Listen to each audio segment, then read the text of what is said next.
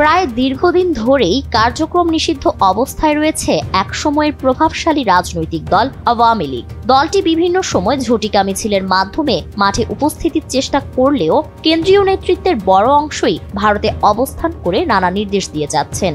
এমন প্রেক্ষাপটে 17 নভেম্বর আন্তর্জাতিক অপরাধ ট্রাইব্যুনাল 1 মানবতাবিরোধী অপরাধ মামলায় সাবেক প্রধানমন্ত্রী শেখ হাসিনাকে মৃত্যুদণ্ডের রায় দিলে দেশের রাজনৈতিক অঙ্গনে নতুন করে উত্তেজনা তৈরি হয়। জুলাইয়ের গণ অভ্যুত্থানের সময় সংগঠিত হত্যাকাণ্ড ও নৃশংসতার জন্য তাকে এই দণ্ড দেওয়া হয়েছে। রায়ের পরেই প্রশ্ন উঠতে শুরু করেছে আওয়ামী লীগের ভবিষ্যৎ রাজনীতি কি হবে, আর রাজনৈতিকভাবে দলটি টিকে থাকলেও কোন রূপে টিকে থাকবে। দৈনিক যুগান্তরের এক অনুসন্ধানী প্রতিবেদনে বলা হয়েছে, শেখ হাসিনার মৃত্যুদণ্ড কার্যকর করতে হলে এখনো অনেক আইনি বাধা রয়েছে।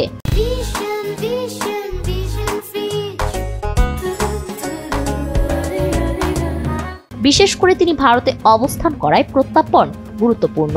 তবে এই জটিলতার মধ্যেই দলটির ভবিষ্যৎ নেতৃত্ব নিয়ে বিভিন্ন মহলে আলোচনা শুরু হয়েছে। কেউ বলছেন সাবেক স্পিকার শিরিন শারমিন চৌধুরীকে দেওয়া হতে পারে আপৎকালীন নেতৃত্ব। পাশাপাশি সাবেক এমপি সাবের হোসেন চৌধুরীও আলোচনায় আছেন। কেউ কেউ আবার নারায়ণগঞ্জ সিটি কর্পোরেশনের সাবেক মেয়র সেলিনা হায়াত আইভির নামও উল্লেখ করেছেন। তবে দলটির যে কোনো সিদ্ধান্তই শেষ পর্যন্ত নির্ভর করছে শেখ হাসিনার উপর। তার সম্মতি ছাড়া আওয়ামী লীগের ভেতর থেকে গুরুত্বপূর্ণ কোনো নেতা সামনে আসতে আগ্রহী হবেন না বলেও ধারণা করা হচ্ছে। পর্যবেক্ষকদের মতে শেখ হাসিনা ভবিষ্যতে দেশের রাজনীতিতে ফিরতে পারবেন কিনা তা সময়ই বলে দেবে। তবে তার বয়স, মামলা ও আন্তর্জাতিক প্রতিক্রিয়ার বাস্তবতা বিবেচনায় অনেকেই মনে করেন এই দণ্ডই তার রাজনৈতিক অধ্যায়ের শেষ রেখা টেনে দিয়েছে। ইন্টারন্যাশনাল ক্রাইসিস গ্রুপ তাদের বিবৃতিতে বলেছে, বাংলাদেশের রাজনীতিতে শেখ হাসিনার ফিরে আসার সম্ভাবনা এখন খুবই কম। পাশাপাশি তারা মন্তব্য করেছে, তিনি দলটির নিয়ন্ত্রণ ধরে রাখলে আওয়ামী লীগের পুনরুত্থান আরও কঠিন হবে। দক্ষিণ পূর্ব এশিয়ার ইতিহাস গবেষক আলতাফ পারভেজ বলেছেন, জুলাই আগস্টের হত্যাকাণ্ডে আওয়ামী লীগের যে দায় রয়েছে তা অস্বীকারের উপায় নেই। তিনি মনে করেন দলটি যদি ভবিষ্যতে টিকে থাকতে চায় তাহলে নৃশংসতা ও অপরাধের দায় স্বীকার করতে হবে এবং শহীদ পরিবারগুলোর প্রতি জবাবদিহি নিশ্চিত করতে হবে।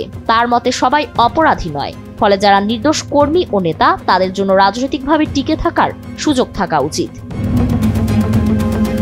রাজনৈতিক বিশ্লেষকদের আরেক অংশের মতে, আওয়ামী লীগ নিষিদ্ধ না হলেও শেখ হাসিনার রায়ের পর তাদের রাজনৈতিক শক্তি স্পষ্টভাবে দুর্বল হয়ে পড়েছে, ফলে নেতৃত্ব পরিবর্তন অনিবার্য।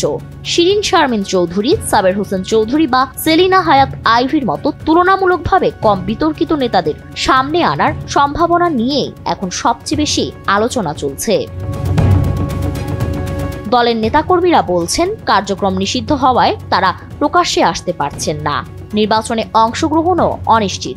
আওয়ামী লীগের রাজনীতি বাঁচাতে হলে এখন সংগঠনকে বৈধ পথে মাঠে নামতে হবে, আর সেটি কেবলই নতুন নেতৃত্বের মাধ্যমেই সম্ভব। সারা দেশের রাজনৈতিক অঙ্গনে এখন যে প্রশ্নটি সবচেয়ে বেশি ঘুরপাক খাচ্ছে তা হলো, মৃত্যুদণ্ডের পর শেখ হাসিনার নেতৃত্ববিহীন আওয়ামী লীগ আদৌ রাজনীতি টিকিয়ে রাখতে পারবে কিনা। ভবিষ্যতে সরকার দলটিকে কিভাবে বিবেচনা করবে, আন্তর্জাতিক মহলের প্রতিক্রিয়া কেমন হবে এবং দেশের ভেতরে দলটি কিভাবে নিজেদের পুনর্গঠনের পথে নেবে সেটাই এখন দেখার বিষয়। ফারিন রহমান প্রীতি, NPB।